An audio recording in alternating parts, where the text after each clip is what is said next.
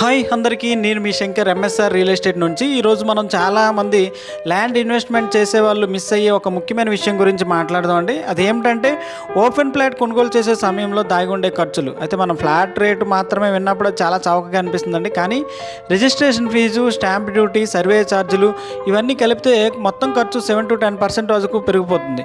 అయితే డెవలపర్ చెప్తారండి VMRD approved layout అని, కానీ అందులో road, drainage, electricity, water connections ఇవి డెవలప్మెంట్ ఛార్జీల్లోకి వస్తాయండి.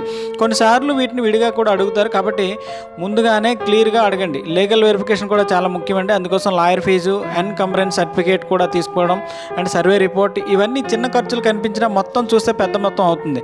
అయితే కొన్ని ప్రాజెక్టులో road maintenance, security, gated community ఛార్జీలు కూడా వేరుగా ఉంటాయండి. కాబట్టి కొనుగోలు చేసే ముందు డెవలపర్ దగ్గర నుండి వివరాలు రాతపూర్వకంగా తీసుకోండి. ఫ్లాట్ తక్కువ ధరలో ఉన్నా కానీ రోడ్డు కనెక్టివిటీ లేకపోతే భవిష్యత్తులో విలువ పెరగదు. కొన్ని సందర్భాల్లో మీరు స్వయంగా రోడ్ లెవెలింగ్ లేదా క్లియర్ చేయడానికి డబ్బు ఖర్చు చేయాల్సి రావచ్చు.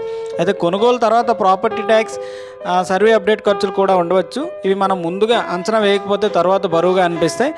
ఇవి చిన్న చిన్న ఖర్చులైనా కలిపితే మన ఇన్వెస్ట్మెంట్లో పెద్ద భాగం తీసేస్తాయండి. అందుకో ఫ్లాట్ కొనుగోలు చేయడానికి ముందు పూర్తి సమాచారం తెలుసుకొని అన్ని ఖర్చులు లెక్కించుకొని నిర్ణయం తీసుకోండి. అయితే మీకు ఈ వీడియో నచ్చితే లైక్ చేయండి, షేర్ చేయండి.